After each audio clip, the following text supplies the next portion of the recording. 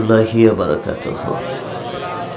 إن الحمد لله نحمده ونستعينه ونستغفره ونعوذ بالله من شرور أنفسنا ومن سيئات أعمالنا. من يهده الله فلا مضل له ومن يضلله فلا هادي له. ونشهد أن لا إله إلا الله وحده لا شريك له. وأشهد أن محمدا عبده ورسوله صلى الله عليه وسلم الذي أرسل رسوله بالحق بشيرا ونذيرا وداعيا إلى الله بإذنه وسراجا منيرا. فقد قال الله سبحانه وتعالى: إن الله وملائكته يصلون على النبي يا أيها الذين آمنوا صلوا عليه وسلموا تسليما. اللهم صل على محمد وعلى آل محمد كما صليت على إبراهيم وعلى آل إبراهيم إنك حميد مجيد. اللهم بارك على محمد وعلى آل محمد كما باركت على إبراهيم وعلى آل إبراهيم إنك حميد مجيد. أما بعد، فإن خير الحديث كتاب الله وخير الهدي هدي محمد صلى الله عليه وسلم وشر الأمور محدثاتها وكل محدثات بدعة وكل بدعة ضلالة وكل ضلالة في النار. প্রশংসা কার জন্য? আল্লাহ। নাকি কোরআন নেতা খেতা কার জন্য? আল্লাহ। সবাই বলেন আল্লাহ। চলুন আমরা আল্লাহর প্রশংসা করে আসি। আলহামদুলিল্লাহ। দিল থেকে। জোরে বলা জরুরি না, কিন্তু দিল থেকে বলা জরুরি। কেমন? দিল থেকে বলি সবাই আলহামদুলিল্লাহ। মাইকের জোরে একটু বাড়াতে হবে, কারণ আমার গলার অবস্থা খারাপ। গলায় আজকে কাজ হবে না। সাধারণত আপনারা জানেন যে আমার গলায় যথেষ্ট মাইক লাগে না, কিন্তু আজকে অবস্থা খারাপ। এমনি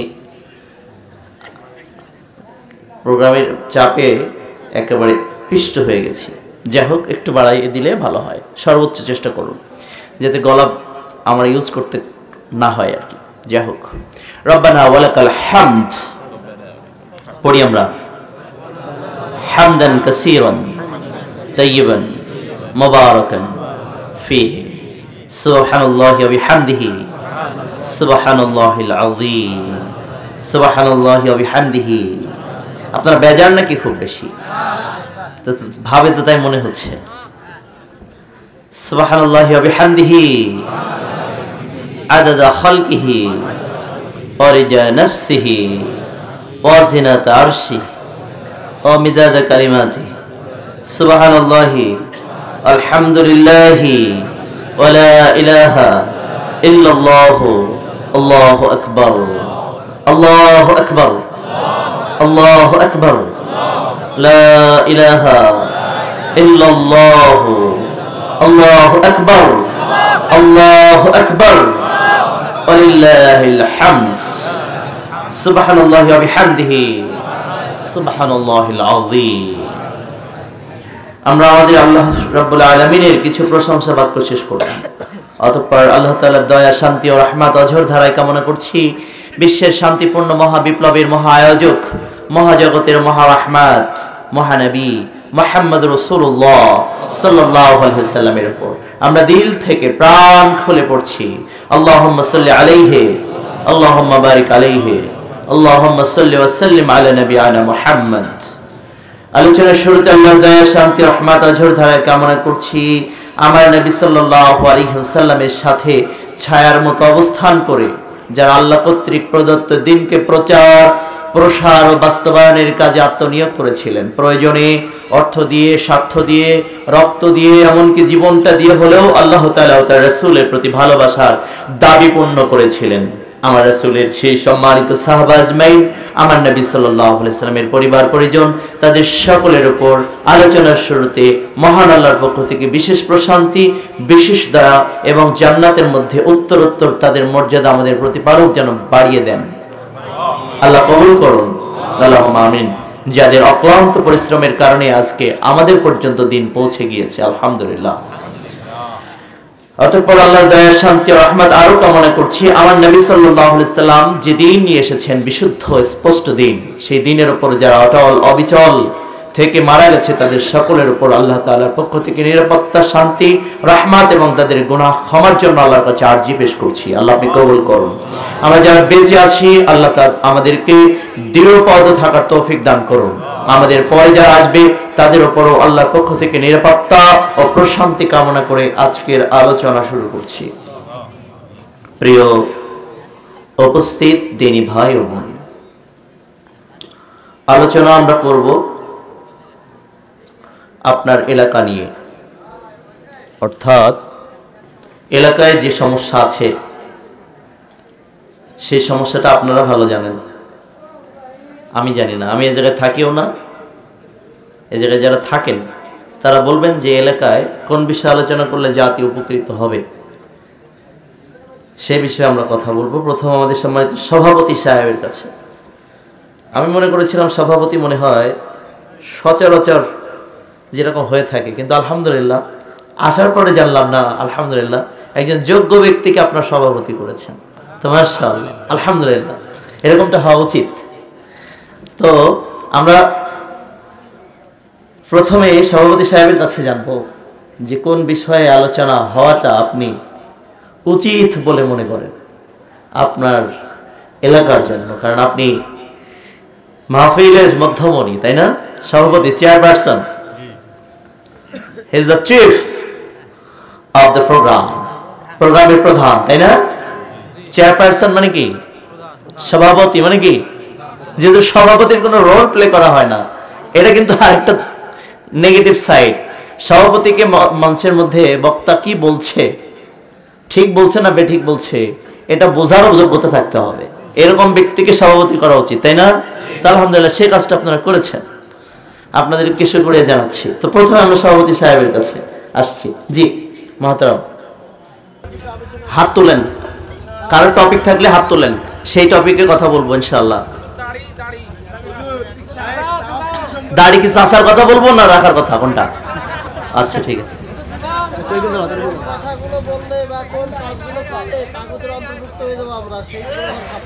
আচ্ছা, তুমি আমার মারার জন্য লাগছো, বুঝতে পারছি। তার বিরুদ্ধে কথা বলতে বলে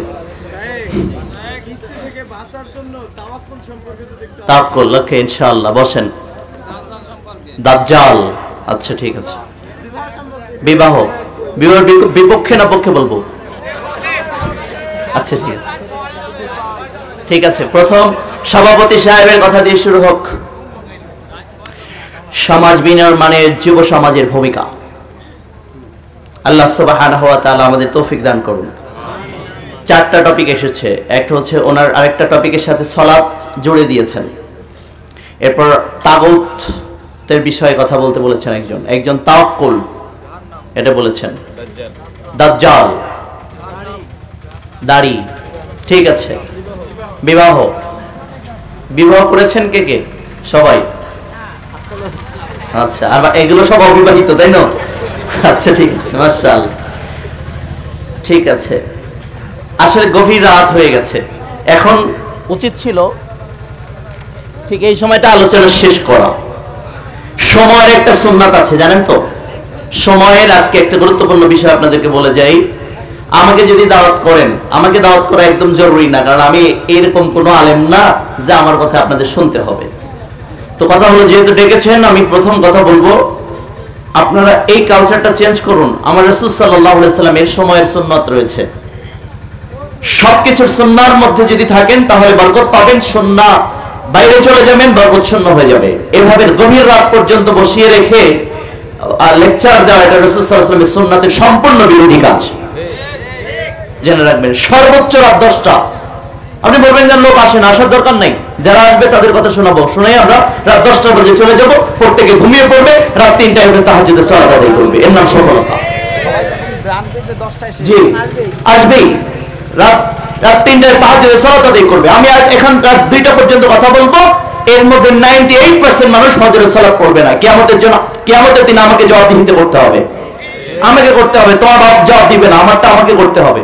এই জন্য আমাকে যারা দাওয়াত দিবা, আগেই বলে দিলাম আজকে এখানে যদি আর আমি এ জায়গায় মানে দাওয়াত পাওয়ার আশা করি না কোথাও, কারণ এটা আমার নেশাও না পেশাও না। কথা হচ্ছে যদি আমাকে আমার কথা শুনতে হয়, সর্বোচ্চ রাত 9টায় আমাকে উঠাতে হবে, রাত 10টা, সর্বোচ্চ রাত 11টা, এর 1 মিনিট বাইরে আমি আর কখনো কথা বলবো না, আজকের বাইরে, পরিষ্কার কথা।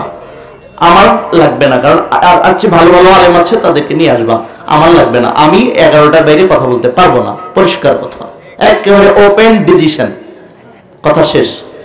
আর আপনার আজকে টপিকগুলো সংক্ষেপ করে আমরা শেষ করব, যত দ্রুত পারি, যত দ্রুত পারি আপনারা চলে যাবেন, তাহাজ্জুদের সালাত আদায় করবেন, এটা সফলতা। কেমন?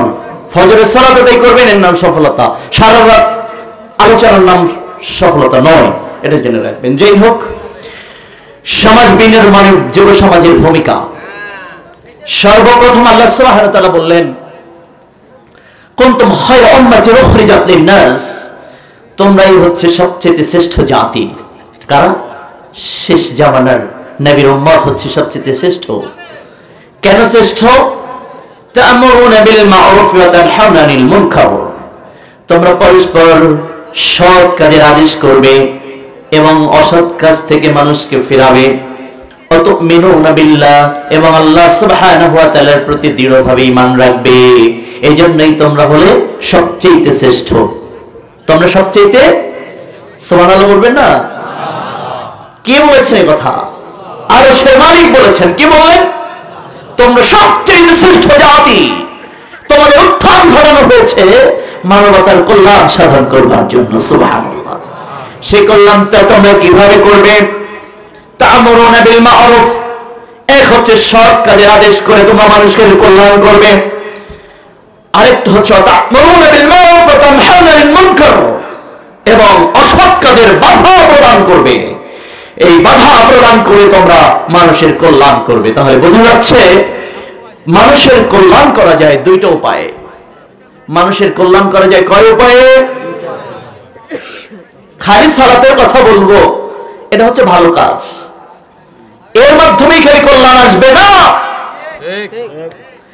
সালাতের সাথে সাথে মূর্তির বিরুদ্ধেও কথা বলতে হবে, সালাতের সাথে সাথে জোয়ার বিরুদ্ধে কথা বলতে হবে, সালাতের সাথে সাথে ব্যভিচারের বিরুদ্ধে কথা বলতে হবে, সালাতের সাথে সাথে সুদের বিরুদ্ধে কথা বলতে হবে, সালাতের সাথে সাথে সমাজের যত অনাচার রয়েছে সেগুলোর বিরুদ্ধে কথা বলতে হবে যুব সমাজকে। আর এটা যখন তোমরা করতে পারবে, তখন তোমরা হবে সবচেয়ে শ্রেষ্ঠ জাতি। এবং সাথে সাথে আল্লাহ রাব্বুল আলামিন বলেছেন, তোমরা সৎ কাজ তো করবে, অসৎ কাজ থেকে বাধা দেবে তো দেবেই, কিন্তু নাস্তিক হয়ে সৎ কাজের আদেশ করিও না, তাহলে তোমার ওই সৎ কাজের আদেশে কোনো কাজ হবে না। আমাদের দেশে কিছু নাস্তিক আছে, মুরতাদ আছে, তারাও ভালো কাজ করে না? করে না? করে। মুরতাদ আছে, সো কল্ড ইন্টেলেকচুয়াল আছে, কিছু তথাকথিত বুদ্ধিজীবী, তারাও সৎ কাজ করে, সৎ কাজের কথা বলে, অসৎ কাজের বাধাও দেয়, কিন্তু আল্লাহ তাদেরকেও শ্রেষ্ঠ বলেন নাই, বরং উলাইকা হুম শাররুল বারিয়া, ওরা হচ্ছে সৃষ্টির মধ্যে সবচেয়ে নিকৃষ্ট জাত। কেন? আতামিনুনা বিল্লাহ, আল্লাহর উপর ওদের ঈমান নেই, দৃঢ়তা নেই, ঈমানের দৃঢ়তা না থাকার কারণে ওরা নিকৃষ্ট জাত, আল্লাহ বলেছেন। এই জন্য তোমাদেরকে দুইটা কাজ করতে হবে, এক হচ্ছে সৎ কাজের আদেশ এবং আর একটা হচ্ছে অসৎ কাজের বাধা দিতে হবে। চলো এক এক করে অসৎ কাজের বাধা এক এক করে আমরা আলোচনা করি, যা আগামী আজ থেকে শুরু হবে। যেখানেই দেখবা পাপ, সে জায়গায় যুবক যেন তোমাকে দেখা যায় বাপের ভূমিকায়। যেখানে পাপ থাকবে যুব সমাজকে সেখানে বাপের ভূমিকা পালন করতে হবে, এটাই আজকের বক্তব্য। পাপ দেখার সাথে সাথে ঠেকাতে হবে। আর ঠেকানোর আগে তোমাকে একটা দোয়া শিখিয়ে নেই তোমার সেফগার্ড হিসাবে। পড়ো আমার সাথে, হাসবি আল্লাহ লা ইলাহা ইল্লাহু ওয়া আলাইহি তাওয়াক্কালতু ওয়া হুয়া রাব্বুল আরশিল আযীম। এটা সকালবেলা 7 বার পড়বা আর সন্ধ্যাবেলা 7 বার পড়বা। তোমার আল্লাহ তোমার জন্য যে কোনো বিষয়ের জন্য যথেষ্ট হয়ে যাবে দুনিয়া এবং আখিরাতে, বলেছেন বিশ্বনবী সাল্লাল্লাহু আলাইহি ওয়াসাল্লাম। কারণ যখন তুমি অসৎ কাজের বাধা দিতে যাবে, যখন তুমি সোচ্চার হবে পাপের বিরুদ্ধে, সম্মিলিত কুফার জোট, সম্মিলিত তাগুতি শক্তি তোমার বিরুদ্ধে খেপে যাবে, তখন তোমার চারিদিকে তোমার বিপদ আপদ তোমাকে যখন ঘিরে ধরবে, তখন তোমার হিত বিহব্বল হয়ে চলবে না। তখন তোমাকে মনে রাখতে হবে, হাসবি আল্লাহ, আমার জন্য আমার আল্লাহ যথেষ্ট। ওয়া আলাইহি তাওয়াক্কালতু, যার উপর আমি দৃঢ়ভাবে নির্ভর করলাম। ওয়া হুয়া রাব্বুল আরশিল আযীম, যিনি সুবৃহৎ আরশে আজিমের মালিক। এটা সকাল সন্ধ্যা প্রথম তোমাকে আমি তৈরি করে নিচ্ছি, কারণ ডাইরেক্ট বাইরে গিয়ে বলবা, আর যখন তোমার ধৈর্য পিটানি দেবে এরকম বলবা আমার না বলাই ভালো ছিল, তাই না? যখন তোমার বাড়িতে তোমার বিরুদ্ধে অভিযোগ যাবে তখন তুমি বলবা না বলাই ভালো ছিল। কিন্তু অভিযোগ যাওয়ার পরেই তুমি সাথে সাথে বলবা, যাই হোক না কেন আমার আল্লাহ আমার জন্য যথেষ্ট, আমি তার উপর নির্ভর করলাম। আল্লাহ রাব্বুল আরশিল আযীম, তিনি সুবৃহৎ আরশের মালিক। এটা যখন তুমি বলবে তখন তোমার হৃদয়টা ঐশ্বর্যে ভরে যাবে। আল্লাহ সুবহানাহু ওয়া তাআলার গায়বী শক্তি তুমি পাবে। তখন তুমি যে কোনো শক্তির মোকাবেলা করা তোমার জন্য একেবারে it will be very easy to you, এটা তোমার কাছে একদম পানির মতো সোজা হয়ে যাবে। কেমন? তাহলে কি করতে হবে? সূরা তাওবা, কোন সূরা? সূরা তাওবা 9 নম্বর সূরার শেষ আয়াতের এই অংশটা তোমাদের সকাল এবং সন্ধ্যা নিয়মিত পড়তে হবে। পড়লে পরে এখন যে বিষয়গুলো তোমাদের বলবো সেগুলো তোমরা বাস্তবায়ন করতে পারবে ইনশাআল্লাহ। রাজি আছে সবাই? তো খালি যুবক না, সবাই। কারণ নজরুলের ভাষায় বলতে হবে, বার্ধক্যকে সবসময় বয়সের ফ্রেমে বাঁধা যায় না, তাই না? যে তোমার বয়স হয়েছে বলে তুমি বার্ধক্য হয়ে গেছো, বিষয়টা এমন নয়। বরং বহু যুবককে দেখিয়েছি, নজরুল বলেছেন যে যৌবনের ঊর্ধ্বের নিচে বার্ধক্যের কঙ্কাল মূর্তি। আর বহু বার্ধক্যকে দেখেছি, বৃদ্ধকে দেখেছি যে বার্ধক্যের জীর্ণ বরণের নিচে তেজদীপ্ত রৌদ্রের মতো তেজদীপ্ত যৌবন। মানে সবসময় বৃদ্ধ হয়ে গেছো মানে তোমার সবকিছু শেষ হয়ে যায়নি। তোমার যদি ঈমানের জোর থাকে একজন যুবকের ন্যায় কাজ করে যাওয়া সম্ভব। কেমন ভাই? মনে থাকবে ইনশাআল্লাহ। অতএব তৈরি করে নিলাম সূরা তাওবার শেষ আয়াত 7 বার করে পড়তে হবে সকাল এবং সন্ধ্যায়। তাহলে দুনিয়া এবং আখিরাত কোনো কিছুই তোমার পরোয়া চলবে না, কোনো কিছু পরোয়া করা লাগবে না। আরশের মালিক আপনার আর আমার জন্য যথেষ্ট হয়ে যাবে, এ কথা আল্লাহ রাসূল বলছেন। উল্লেখ্য, আবু হুরায়রা রাদিয়াল্লাহু আনহু বলেন, রাসূল সাল্লাল্লাহু আলাইহি ওয়াসাল্লাম বলেছেন, মান মাতা লা ইউশরিকু বিল্লাহি শাইআন ফাদাখালাল জান্নাহ। অতএব তুমি এই চেতনার উপরে যখন থাকবে তখন তুমি শিরক বিহীন হয়ে গেলে। আর আমার নবী সাল্লাল্লাহু আলাইহি ওয়াসাল্লাম বলছেন, you haven't any problem, you will enter into জান্নাহ because you are free from শিরক। তুমি শিরক থেকে মুক্ত, এজন্য আল্লাহ রাব্বুল আলামিন তোমাকে জান্নাতে ঢুকিয়ে দেবেই। সহিহ মুসলিমের 93 নম্বর হাদিস। তোমার কোনো চিন্তা নাই, তুমি আল্লাহর পক্ষে কাজ করছো, আল্লাহ সুবহানাহু ওয়া তাআলার জন্য ফরজ হয়ে যাবে তোমাকে জান্নাতে প্রবেশ করানো। এটা আল্লাহ রাসূল বলছেন। মান মাতা লা ইউশরিক বিল্লাহি শাইআন ফাদাখালাল জান্নাহ, যে ব্যক্তি মৃত্যুবরণ করবে কিন্তু তার আমলের মধ্যে শিরক থাকবে না, এই লোকটা জান্নাতে ঢুকে যাবে। অন্যদিকে মান মাতা ইউশরিক বিল্লাহি শাইআন ফাদাখালান নার, যে ব্যক্তি আল্লাহর সাথে শিরকে জড়িয়ে পড়বে এই অবস্থায় তার মৃত্যু হয়ে যাবে, সে জাহান্নামে যাবেই, সে জাহান্নামে যাবেই। অতএব দিনী ভাই, আজকে তোমাকে 20টা এবং মোট হলো 40টা অসৎ কাজের বাধা তোমাকে দেখিয়ে যাব। এই অসৎ কাজের বাধা তোমাকে দিতেই হবে। আর অন্যদিকে যে অসৎ কাজের বাধা যদি তুমি না দাও তাহলে সম্মিলিতভাবে তুমি ধ্বংস হবে, তোমার সমাজ ধ্বংস হবে, তোমার ঈমান ধ্বংস হবে। আর যেটার মধ্যে যদি তুমি আমি জড়িয়ে পড়ি তাহলে তোমার আমার জাহান্নাম নিশ্চিত হবে। অন্যদিকে কিছু সৎ কাজের আদেশ যেগুলো আমরা এখন বলবো, সেগুলো যখন আমরা আমলে পরিণত করব তখন আমাদের জান্নাত নিশ্চিত হবে ইনশাআল্লাহ। আল্লাহ রাব্বুল আলামিন এক এক করে বলছেন অসৎ কাজগুলো, ইন্নামাল খামরু ইয়া আইয়ুহাল্লাযীনা আমানু, হে ঈমানদারেরা, ইন্নামাল খামরু ওয়াল মাইসিরু ওয়াল আনসাবু ওয়াল আজলামু রিজসুম মিন আমালিশ শাইতান ফাসতানিবু লাআল্লাকুম তুফলিহুন। এখানে আল্লাহ 4 প্রকারের অসৎ কাজের বারণ করেছেন, নিষেধ করেছেন। হে ঈমানদারেরা, নিশ্চয়ই নেশাজাত দ্রব্য, জুয়া, মূর্তি পূজার বেদী, ভাস্কর্য মূর্তি এবং ভাগ্য নির্ণয়ের তীর, রিজসুম মিন আমালিশ শাইতান, এগুলো হলো ডিরেক্ট শয়তানের কাজ। ফাসতানিবু লাআল্লাকুম তুফলিহুন, তোমরা এগুলো বাদ দেবে যাতে করে তোমরা সফল কাম হতে পারো। সূরা মায়েদা 5 নম্বর সূরার 90 নম্বর আয়াত। কাউকে পরোয়া করে কথা বলার জন্য কোনোদিন কোথাও যায়নি, কাউকে পরোয়া করে কথা বলার জন্য কোথাও কোনোদিন বসেনি, কাউকে পরোয়া করে কথা বলার জন্য আজও বসেনি। 5 মিনিট পরে কি হবে সেটা আমার আল্লাহ জানেন। এই মুহূর্তে আমার আল্লাহর কথাটাই বলতে হবে, এটাই আমি জানি। 1 মিনিট পরে আমার কি হবে এটা আমার আল্লাহ জানেন। এখন কি বলতে হবে আল্লাহর জন্য এটা আমি জানি। আমাকে বলতেই হবে, হবেই হবে, বলবই।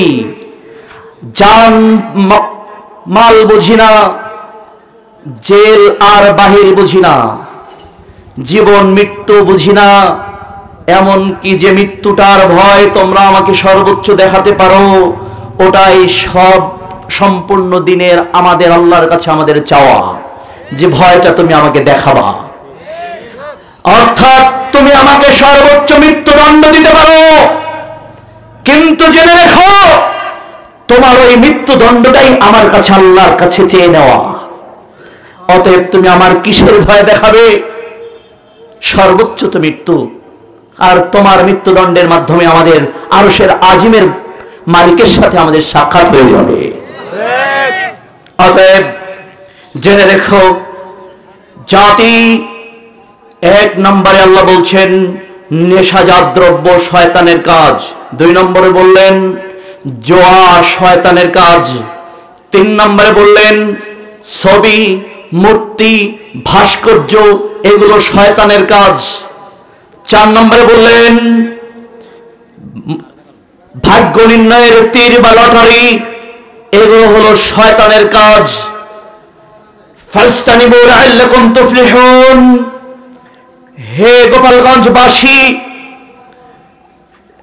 এবং গোপালগঞ্জ সহ আশপাশের জেলা থেকে দূর দূরান্ত থেকে আল্লাহর জন্য যারা কষ্ট করে এসেছো, আজকে তোমাদের উদ্দেশ্যে জানিয়ে দেই, আল্লাহ বলেছেন তোমরা এগুলো থেকে দূরে থাকবে। লাআল্লাকুম তুফলিহুন, যাতে তোমরা সফল হতে পারো, মানে যাতে তোমরা জান্নাতে যেতে পারো। বোঝা যাচ্ছে এগুলোর বিপরীতটাই ব্যর্থতা, এগুলোর বিপরীতটাই জাহান্নাম, আর এগুলোর অনুকূলে যেগুলো করা হবে সেটাই জাহান্নাম, আর এগুলোর বিপরীতেই হলো জান্নাত। এগুলোর বিপরীতেই রয়েছে সফলতা। কোনটার বিপরীতে? মোট বলেছি 40টা বলবো, তার মধ্যে অলরেডি 4টা বলে ফেললাম। 1, নেশাজাত দ্রব্য। ইন্নামাল খামরু, নিশ্চয়ই নেশাজাত দ্রব্য আল্লাহ বলছেন। তাহলে চলুন এবার এক এক করে বিশ্লেষণে চলে যাই। নেশাজাত দ্রব্য, নেশাজাত দ্রব্য কি? আন আবি হুরায়রা রাদিয়াল্লাহু আনহু قال قال رسول الله صلى الله عليه وسلم كل مسكر خمر وفي رواية كل مسكر حرام كل مسكر خمر وفي رواية كل مسكر حرام كل مسكر خمر। আল্লাহর নবী বললেন পৃথিবীতে যত নেশাজাত দ্রব্য আছে সকল নেশাজাত দ্রব্যের নাম হলো মদ। সকল নেশাজাত দ্রব্যের নাম হলো মদ। আল্লাহ বলছেন ইন্নামাল খামরু, নিশ্চয়ই মদ শয়তানের কাজ। আর আল্লাহর নবী বললেন কুল্লু মুসকিরিন খামরুন, পৃথিবীতে যত নেশাজাত দ্রব্য আসবে সকল নেশাজাত দ্রব্যের নাম হলো মদ। তাহলে সব নেশাজাত দ্রব্য হলো শয়তানের কাজ। এটা কে বলছেন? আল্লাহ বলছেন। আর মদ কোনটা? আল্লাহ নবী বলছেন পৃথিবীতে যত নেশাজাত দ্রব্য আসবে সব নেশাজাত দ্রব্যের নাম মদ। সহিহ মুসলিমের 2003 নম্বর হাদিস। তাহলে এই হাদিস অনুযায়ী তাহলে বিড়ির নাম মদ, তামাকের নাম মদ, জর্দার নাম মদ, সিগারেটের নাম মদ, গুলের নাম মদ, তামাক পোড়ার নাম মদ, ইয়াবার নাম মদ, ফেন্সিডিলের নাম মদ, মদের নাম মদ। কুল্লু মুসকিরিন খামরুন, সকল নেশাজাত দ্রব্যই হলো মদ। অকুল্লু মুসকিরিন হারামুন, সব নেশাজাত দ্রব্যই হারাম, সব নেশাজাত দ্রব্যই হারাম। গোপালগঞ্জবাসী অত্যন্ত মনোযোগ দিয়ে প্রত্যেকটা হাদিস শুনতে হবে। খালি হাদিসের অনুবাদ করব, যতক্ষণ কথা বলবো শুধু কোরআনে আয়াত বলবো, যতক্ষণ কথা বলবো তুমি রেডি হও। কতটা হাদিস তুমি নেবে, কতটা হাদিস তুমি নেবে, তুমি প্রস্তুত হও। হারাম থেকে জাতিকে বাঁচাতে হবেই হবে। নিজে বাঁচবো তো বাঁচবই, সামনে নিজের আহালকে বাঁচাবো, জাতিকে বাঁচাবো। এটা আমার জিম্মাদারি, এটা শেষ নবীর উম্মত হিসেবে আমার উপর জিম্মাদারি। কেমন দিনী ভাই? আব্দুল্লাহ ইবনে ওমর রাদিয়াল্লাহু আনহু বলেন রাসূল সাল্লাল্লাহু আলাইহি সাল্লাম বলেছেন সালাসাতুন লা ইয়াদখুলুনাল জান্নাতা আবাদা, তিন শ্রেণীর মানুষ আছে, they will never ever enter into জান্নাহ, তারা কখনো জান্নাতে ঢুকতে পারবে না, তাদেরকে কখনো জান্নাতে ঢোকার পারমিশন দেওয়া হবে না। ফার্স্ট মুদমিনুল খামর, যারা নিয়মিত নেশাজাত দ্রব্য পান করে তাদেরকে কখনো জান্নাতে ঢোকার পারমিশন দেওয়া হবে না। জামানার পয়গম্বর বলছেন, মুহাম্মদ রাসূলুল্লাহ বলছেন, যে বিড়ি খায় নিয়মিত সে জান্নাতে ঢোকার কোশ্চিনকালও পারমিশন পাবে না, যত হাজার মসজিদ তৈরি করুক না কেন। যে তামাক খায় সে কখনো জান্নাতে প্রবেশ করতে পারবে না। যে জর্দা খায় পানের সাথে সে কখনো জান্নাতে প্রবেশ করতে পারবে না, আল্লাহ রাসূল বলছেন। যে সিগারেট খায় সে কখনো জান্নাতে প্রবেশ করতে পারবে না, আল্লাহ রাসূল বলছেন। যে মদ খায় সে জান্নাতে প্রবেশ করতে পারবে না, আল্লাহ রাসূল বলছেন। যে তামাক গুল খায় সে জান্নাতে প্রবেশ করতে পারবে না, এই কথা আল্লাহ রাসূল বলছেন। সিলসিলাতুল আহাদিস আস-সাহিহা এবং জামিউস সাগীর 3 নম্বর খণ্ড 178 নম্বর পৃষ্ঠার 16 নম্বর লাইন থেকে হাদিস সরাসরি জাতির উদ্দেশ্যে আল্লাহ রাসূলের পক্ষ থেকে সম্প্রচার করে শোনানো হচ্ছে। আল্লাহ নবী বললেন, 2 রাজুলাতুম মিনান নিসাই, পুরুষ মার্কা মহিলা জান্নাতে ঢুকতে পারবে না। 3 আদ-দায়ুস, দায়ুস কখনো জান্নাতে ঢুকতে পারবে না। 1 মুদমিনুল খামর, নেশাজাত দ্রব্য পানকারী জান্নাতে যাবে না। আব্দুল্লাহ ইবনে আব্বাস রাদিয়াল্লাহু আনহু বলেন রাসূল সাল্লাল্লাহু আলাইহি ওয়াসাল্লাম বলেছেন, লা ইয়াদখুলুনাল জান্নাতা মুদমিনুল খামর, রাওয়াহু ইবনে মাজাহ, ইসনাদুন সহিহ, হাদিস নাম্বার 3434। 3434 নম্বর হাদিসে ইবনে মাজাহ রাহিমাহুল্লাহ হাদিস বর্ণনা করেছেন। আমি ইবনে মাজাহ থেকে সরাসরি হাদিস সম্প্রচার করছি। তিনি বললেন, আল্লাহ রাসূল বলেছেন, লা ইয়াদখুলুনাল জান্নাতা মুদমিনুল খামর, যারা নেশাজাত দ্রব্য পান করে তারা কখনো জান্নাতে যাবে না। যারা গুল খায় তারা কখনো জান্নাতে যাবে না, জান্নাতে কখনো যাবে না। যারা জর্দা খায় তারা কখনো জান্নাতে যাবে না। যারা বিড়ি খায় তারা কখনো জান্নাতে যাবে না। যারা সিগারেট খায় তারা কখনো জান্নাতে যাবে না। যারা তামাক, যারা ফেন্সিডিল খায়, যারা গাঞ্জা খায়, যারা ইয়াবা খায়, যারা মদ খায় তারা কখনো জান্নাতে যাবে না। একথা জামানার পয়গম্বর বলেছেন, একথা মুহাম্মদ রাসূলুল্লাহ বলেছেন। হাদিস নাম্বার ইবনে মাজাহ 3434 নম্বর হাদিস। আল্লামা আলবানী বলছেন এই হাদিসটা বিলকুল সহিহ।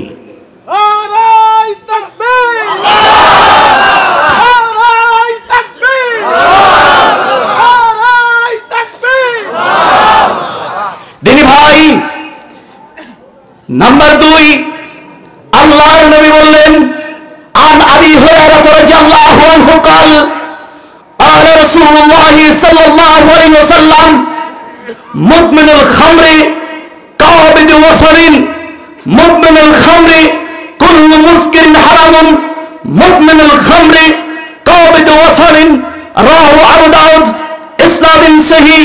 আল্লাহর নবী বললেন, যে ব্যক্তি নেশাজাত দ্রব্য পান করে, নেশাজাত দ্রব্য পান করা যেন মূর্তি পূজার মতো অপরাধ, নেশাজাত দ্রব্য পান করা যেন মূর্তি পূজার মতো অপরাধ।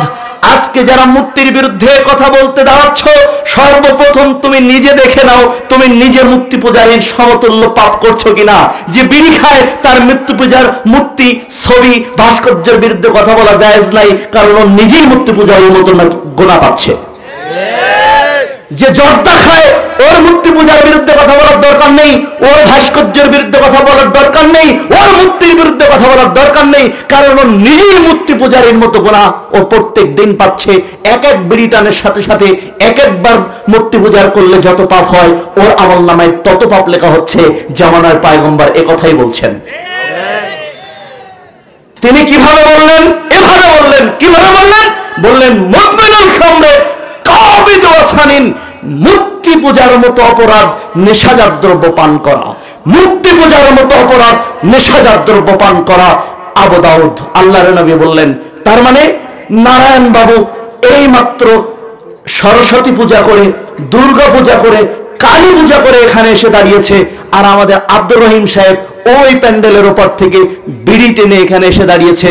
রাধানাথ আর ওই নারায়ণ বাবুর পাপ যতটা, আমাদের আব্দুর রহিমের পাপ ততটা।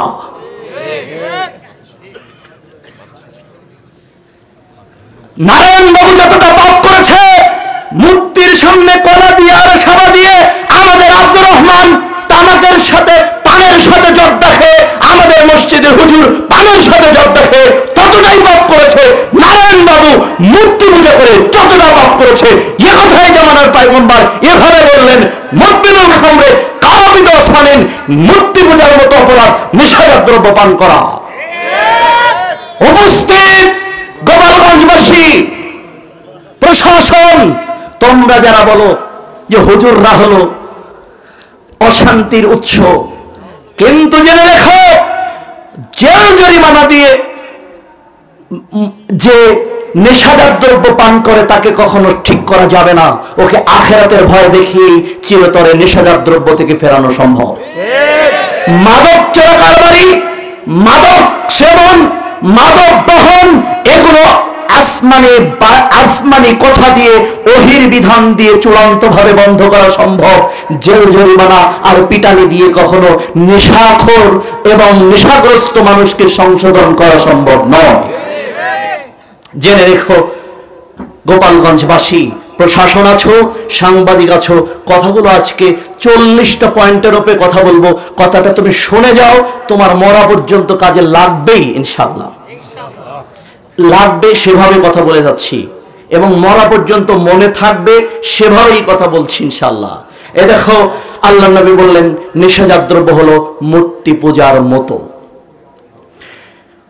অফিরাতিন, আপনি বলবেন না আমি পানের সাথে জর্দা খাই, আমি তো মাতাল হই না, তাহলে এটা আমার জন্য হারাম হবে কেন? আল্লাহর নবী বললেন ওমা আসকারা কাসীরুহু ফাকালিলুহু হারামুন, কুল্লু মুসকিরিন হারামুন, আমা আসকারা কাসীরুহু ফাকালিলুহু হারামুন। আবু দাউদ। যেটা বেশি পরিমাণ খেলে নেশা সৃষ্টি হয়, যেটা বেশি পরিমাণ খেলে মানুষ মাতাল হয়ে যায়, তার অনুপরিমাণও হারাম। যেটা বেশি পরিমাণ খেলে মানুষ নেশাগ্রস্ত হয়ে যাবে, মাতাল হয়ে যাবে, আল্লাহর নবী বললেন ওটার অনুপরিমাণও হারাম। অনুপরিমাণ যদি মিশিয়ে কেউ খায় ওটা মুসলমানের জন্য হারাম।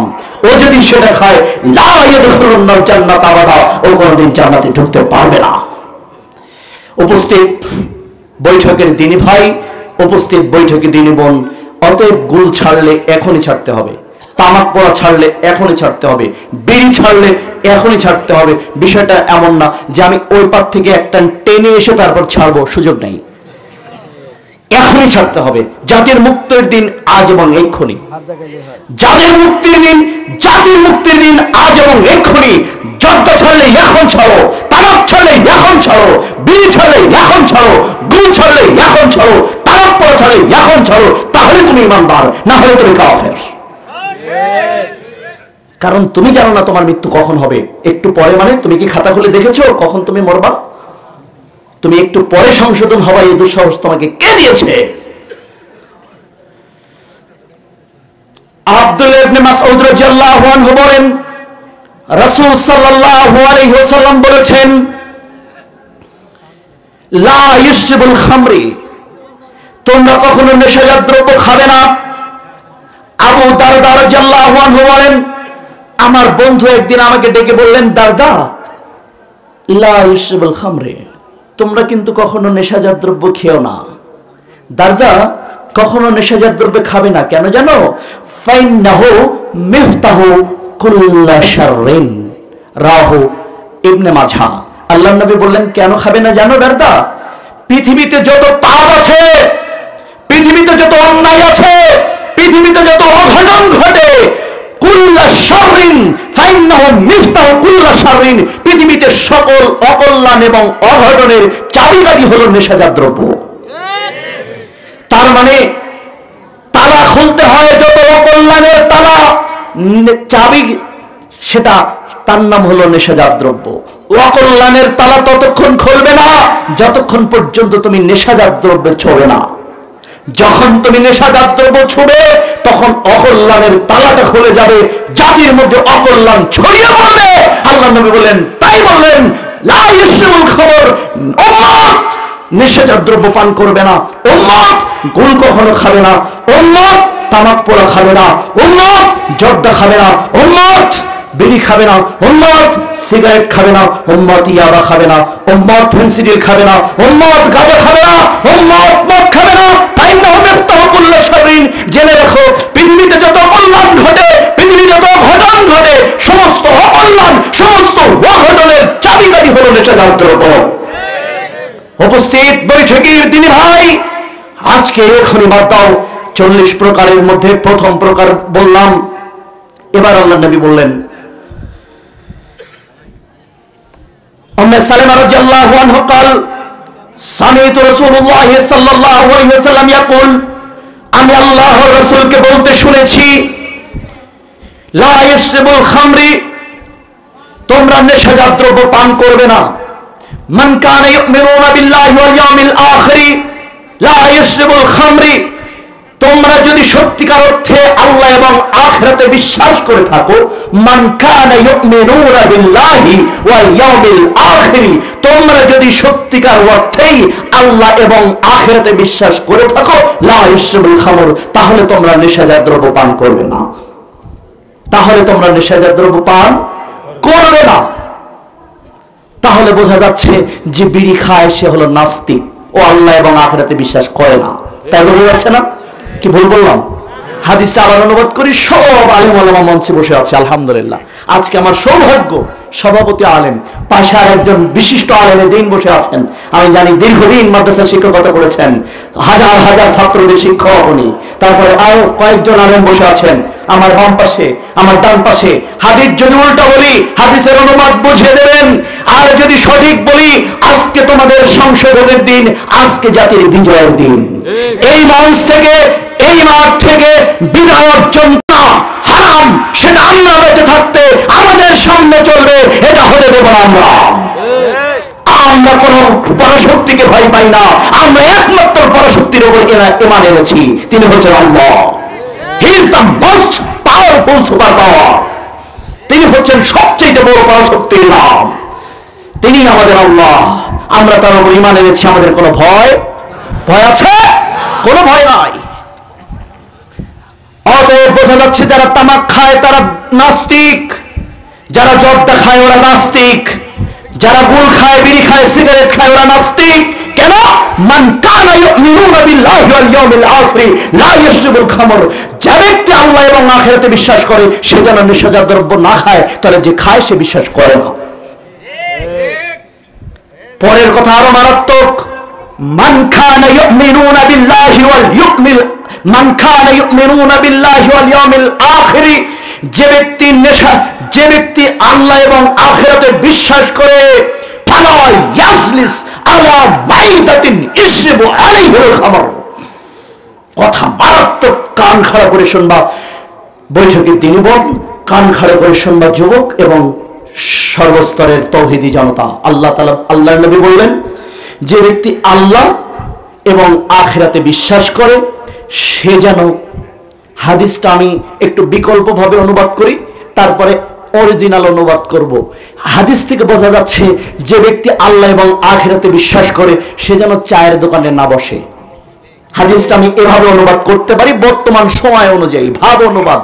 আর যদি আক্ষরিক অনুবাদ বলেন তাহলে মান কানা ইউমিনুনা বিল্লাহি ওয়াল ইয়াউমিল আখির, তোমাদের মধ্যে যে ব্যক্তি আল্লাহ এবং আখিরাতে বিশ্বাস করে সে যেন যেখানে নেশাজাত দ্রব্য পান করা হয় সেখানে না বসে। যেখানে নেশাজাত দ্রব্য পান করা হয়, যে আল্লাহ বিশ্বাস করে, যে আখিরাতে বিশ্বাস করে, সে যখন দেখলো যে ওখানে নেশাজাত দ্রব্য পান করা হচ্ছে ওখানে সে বসতে পারবে না। যদি বসে ও নাস্তিক, ও আল্লাহ এবং আখিরাতে বিশ্বাস করে না। তাহলে চায়ের দোকানে সিগারেট খাওয়া হয়, চায়ের দোকানে গাঞ্জা খাওয়া হয়, চায়ের দোকানে ক্ষেত্র বিশেষ ফেন্সিডিল খাওয়া হয়, চায়ের দোকানে জর্দাও খাওয়া হয়, চায়ের দোকানে পানের সাথে তামাকও খাওয়া হয়। অতএব চায়ের দোকানে বসা জায়েজ নেই। একেবারে দায়িত্ব নিয়ে ফতোয়া দিয়ে গেলাম, তুই ফতোয়া চেঞ্জ করে দিতে পারলে তোর হুজুরের বাড়িতে, আর তোর বাড়িতে মরা পর্যন্ত আল্লাহর কসম করে বললাম তোর বাড়িতে বিনা টাকায় গোলামি করব, খাবো না, তোর কাছ থেকে কিছু নিব না, বিনা টাকা, আল্লাহর কসম করে বললাম। হাদিস এভাবে বলে গেলাম, এভাবে উল্টাই দিবা। যেন ইউসুফ জাহান হাদিস ভুল অনুবাদ করে গেছো, হাদিসের ব্যাখ্যা ভুল হয়ে গেছে, কিন্তু তোর সমাজের কবর দিতে এসেছি তো আমি। তোর সমাজ নিয়ে চলবি না, তুই আল্লাহ রাসূলকে নিয়ে চলবি। তুই সমাজ নিয়ে চলবি না, তুই মুহাম্মদকে নিয়ে চলবি। তাহলে কিয়ামতের দিন মুহাম্মদ সাল্লাল্লাহু আলাইহি ওয়াসাল্লামের সাথে থাকবি, সমাজ দূরে থাকবে, সমাজ জাহান্নামে যাবে, মুহাম্মদ সাল্লাল্লাহু আলাইহি ওয়াসাল্লাম জান্নাতে যাবে তোকে নিয়ে। সাবধান মুসলমান। আল্লাহ নবী বললেন, তাই কেন বললেন? প্রশাসনের লোকেরা ভালো করে কান খাড়া করে শুনে রাখবি। এসপি ডিসি যারা আছো কান খাড়া করে শোনো কথাটা এভাবে। তোমরা নেশাজাত দ্রব্য বন্ধ করতে চাও, আমার রাসূলের একটা হাদিসই যথেষ্ট। সারা বিশ্ব থেকে 1 মিনিটের জন্য নেশাজাত দ্রব্য 1 মিনিটের মধ্যে উৎখাত করে দেওয়া যাবে। সেটা কি? কিভাবে মানুষ নেশাগ্রস্ত হয়? আপনি কি কোনোদিন কোন ছেলেকে মায়ের পেট থেকে বিড়ি টানতে টানতে দেখেছেন? এসেছে, জন্মগ্রহণ করেছে, কি দেখেছেন নাকি? এই তোমরা দেখেছো যে মায়ের পেট থেকে ও বিড়ি টানতে টানতে আসছে, নাহলে জর্দা খেতে খেতে আসছে, দেখছেন? তামাক খেতে খেতে আসছে, গাঞ্জা খেতে খেতে আসছে। তাহলে ও গাঞ্জা খাওয়া শিখলো কোথা থেকে?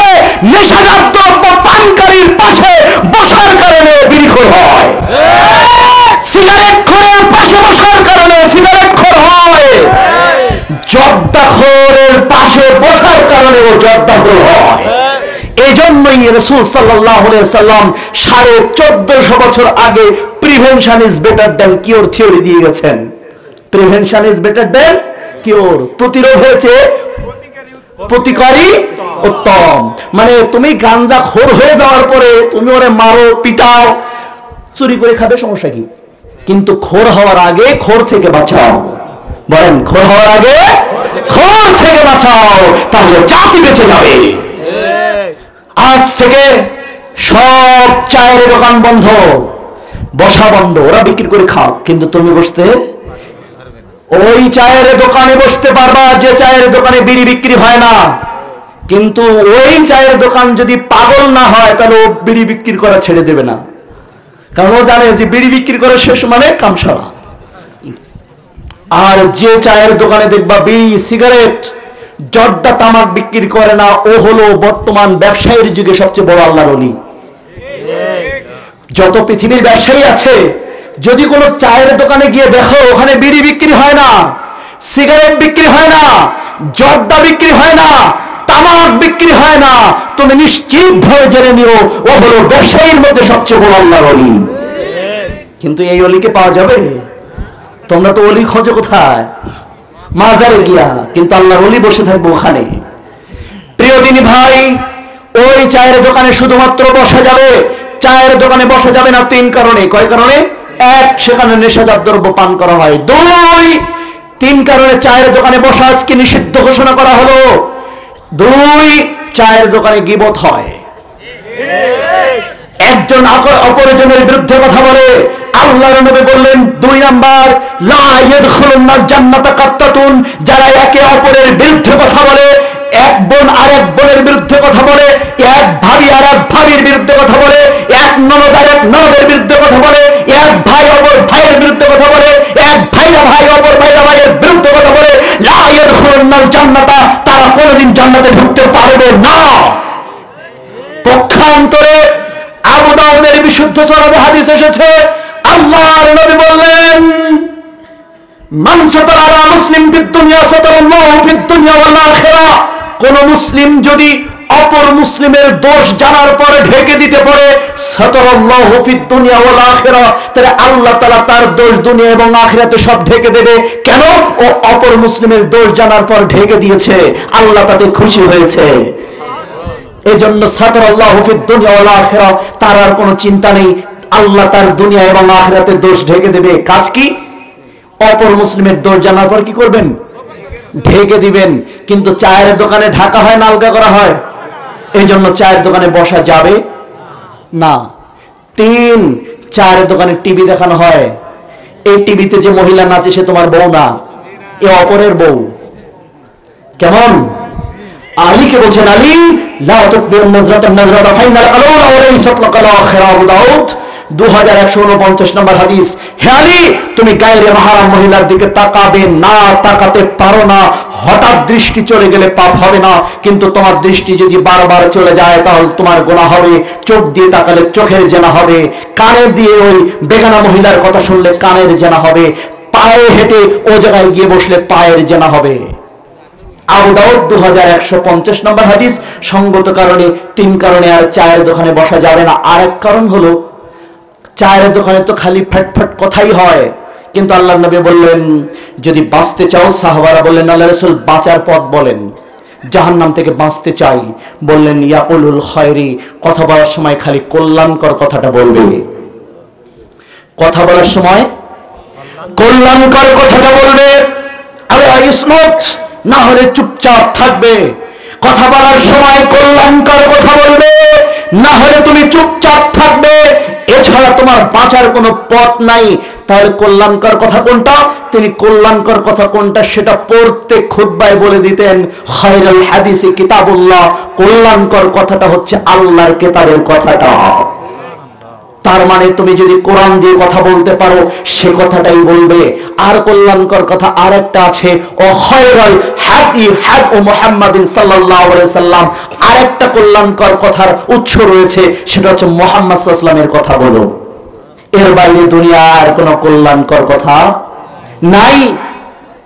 অতএব দিনী ভাই ও দিনী বোন, চুপচাপ থেকো, আজ থেকে চুপচাপ থেকো।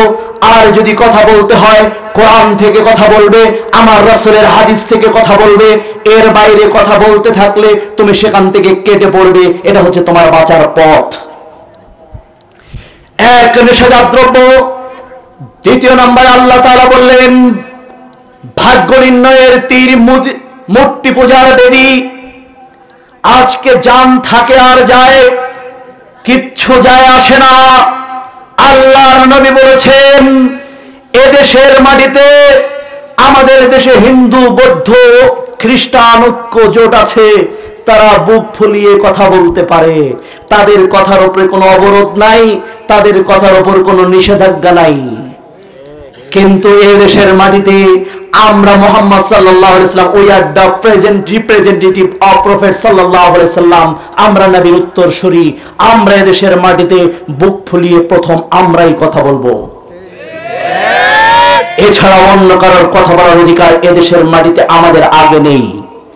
আমরা যা বলবো তা তোমাদেরকে শুনতে হবে, আমরা যা বলবো তা তোমাদেরকে বাজ বিচার করতে হবে। আমরা যদি দলিল ছাড়া কথা বলি, আমাদেরকে অ্যারেস্ট করো, আমাদেরকে হত্যা করো, কোনো কথা বলবো না। কিন্তু আমরা যদি দলিলের ভিত্তিতে কথা বলি, আমরা যদি কোরআনের ভিত্তিতে কথা বলি, আমরা যদি হাদিসের উপর কথা বলি, আর সেটার যদি তোমরা প্রতিবাদ করো, অবশ্যই আল্লাহর কসম, যেখানে প্রতিবাদ করবে সেখানেই প্রতিশোধ গ্রহণ করা হবে। অতএব সতর্ক এবং সোচ্চার হয়ে যাও বাংলাদেশের মুসলমান। জেনে রেখো আল্লাহর নবী বললেন কুল্লু মুসাউবিরুন ফিন্নার, যে কোনো প্রকার ছবি মূর্তি জাহান্নামী। যে কোনো প্রকার ছবি মূর্তি প্রস্তুতকারী, যে কোনো প্রকার ছবি, যে কোনো প্রকার মূর্তি যার মধ্যে জীবের সঞ্চার হবে, যেটা জীব, লিভিং বিং, যেটা কুল্লু মুসাওরিন ফিন্নার, যে কোনো জীব প্রস্তুতকারী ভাস্কর্য, যে কোনো জীব প্রস্তুত করেছে যে মূর্তি, এই মূর্তি, এই ভাস্কর্য, এই ছবি, কুল্লু মুসাওরিন ফিন্নার, যারা এগুলো প্রস্তুত করে ওরা ডিরেক্ট জাহান্নামী। আমি তোমাকে বলছি তুমি এখান থেকে সাবধান হও। তোমাকে বললাম উপস্থিত জনতা, তোমার বাড়িতে যেন ছবি না থাকে, তোমার বাড়িতে যেন কোনো প্রকারের শোকেজে মূর্তি, শোকেজে শোপিস যেন তোমার বাড়িতে সাজানো না থাকে। তুমি যেন মূর্তি, তুমি যেন ছবির দরদি সেজে না যাও, তুমি বাঁচো। আল্লাহ তাআলা তোমাকে বাঁচতে বলেছেন। কুল্লু মুসাওয়ারিন ফিন্নার, প্রত্যেকটা ছবি, প্রত্যেকটা মূর্তি, প্রত্যেকটা ভাস্কর্য প্রস্তুতকারী, সংরক্ষণকারী, দরদকারী জাহান্নামে যাবে। তুমি জাহান্নামে যাওয়ার জন্য যদি পর্যাপ্ত অ্যান্টিবডি তোমার শরীরে লাগানো থাকে, তুমি মূর্তি তৈরি করো, আমার কোনো অভিযোগ নাই। কারণ তুমি জাহান্নামে পড়ার জন্য, জাহান্নাম সহ্য করার জন্য, এখন যেমন করোনার জন্য অ্যান্টিবডি ভ্যাকসিন লাগানো হচ্ছে, অনুরূপ ভাবে তুমি যদি জাহান্নামের উপর অ্যান্টিবডি তৈরি করতে পেরে থাকো, তুমি মূর্তি প্রস্তুত করলে আমার কোনো আপত্তি নাই। আর তুমি যদি মনে করো যে আমি জাহান্নামে যাব, সমস্যা নাই, তুমি করো। কিন্তু যে ব্যক্তি জাহান্নাম থেকে মুক্তি চায়, যে ব্যক্তি পরকালে বিশ্বাস করে, যে ব্যক্তি আখিরাতে বিশ্বাস করে, তার জন্য উচিত নয় ছবি প্রস্তুত করা, তার জন্য উচিত নয় ছবিকে দরদ করা, তার জন্য উচিত নয় ছবিকে সংরক্ষণ করা, তার জন্য উচিত নয় মূর্তিকে প্রস্তুত করা। তাহলে সে জাহান্নামে যাবে। শুধু তাই নয়, ইয়াজালুল্লাহু বিকুল্লি সাওরাতিন সাওরাহা ফায়ুআযিবুহু ফি জাহান্নাম। আল্লাহর নবী বললেন, বুখারী 5454 নম্বর হাদিস, আল্লাহর নবী বললেন, এভাবে বললেন, কিয়ামতের দিন সবচাইতে বেশি আযাব দেওয়া হবে, কিয়ামতের দিন সবচাইতে বেশি আযাব দেওয়া হবে যে ব্যক্তি ছবি, মূর্তি দুনিয়াতে প্রস্তুত করেছিল। কিয়ামতের দিন ওকে ধাক্কানো হবে আর বলা হবে, এই তুই না মূর্তি তৈরি করেছিলি, এই মূর্তির মধ্যে এবার জীবন দিয়ে দে তো। এই তুই না মূর্তি তৈরি করেছিলি, এই মূর্তির জন্য জীবন দে, মূর্তির মধ্যে জীবনের সঞ্চার কর, ছবির মধ্যে জীবন দে। তখন সে জীবন দিতে পারবে না। এরপর আল্লাহ সুবহানাহু ওয়া তাআলা নিজেই ছবির মধ্যে, মূর্তির মধ্যে প্রস্তুত করা যত মূর্তি পৃথিবীতে ছিল, সকল মূর্তির মধ্যে আল্লাহ প্রাণ দিয়ে দিবেন। এবার প্রাণ দিয়ে ফায়ুআযিবুহু ফি জাহান্নাম। আমি আমার রাসূলের হাদিসের অনুবাদ করছি মাত্র। কারোর গায়ের জ্বালা চলুক আর কারোর গা ঠান্ডা হোক, এতে আমার কোনো যায় আসে না। সরাসরি বুখারী থেকে হাদিস সম্প্রচার করছি। তিনি বললেন, এবার জীবন দিবেন আল্লাহ। কে দিবেন? কারণ সে তো জীবন দিতে পারবে না। ফায়ুআযিবুহু ফি জাহান্নাম। এবার যে ছবি এবং মূর্তি প্রস্তুত করেছিল, দরদ করেছিল, সংরক্ষণ করেছিল এবং ওই ছবি মূর্তির মধ্যে জীবন দিয়ে ওদের সবাইকে একসাথে জাহান্নামে ফেলে দেওয়া হবে। আল্লাহর নবী বললেন, ফেরেশতারা প্রবেশ করে না যেখানে লা তাদখুলুন মালাইকাতু, ফেরেশতা প্রবেশ করে না বাইতান, ওই ঘরে, আর কালবুন, যেখানে কুত্তা থাকে এবং যেখানে যেখানে মূর্তি থাকে, যেখানে মূর্তি থাকে, যেখানে ছবি থাকে। সহিহ মুসলিমের হাদিসে আল্লাহর নবী বললেন, সেখানে ফেরেশতা প্রবেশ করে না। উল্লেখ্য, ছবি এবং মূর্তির সাথে সাথে তোমরা তোমাদের বাড়িতে কুত্তাগুলোকেও অপসারণ করতে হবে। যে বাড়িতে কুত্তা থাকবে সে বাড়িতে কি হবে না? ফেরেশতারা প্রবেশ করবে না। আর ফেরেশতা প্রবেশ করবে না মানে সেটা তোমার জন্য বিপদের কারণ, সেটা তোমার জন্য বিপদের কারণ। সহিহ মুসলিম এবং বুখারী থেকে হাদিস এ মর্মে সম্প্রচার করে আপনাকে শোনালাম। আপনি এখন সিদ্ধান্ত গ্রহণ করুন আপনি কি করবেন।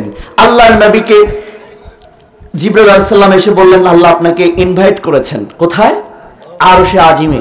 আল্লাহ আপনার সাথে পার্সোনাল কথা বলতে চান, আপনাকে আরশে ডেকেছে আল্লাহ।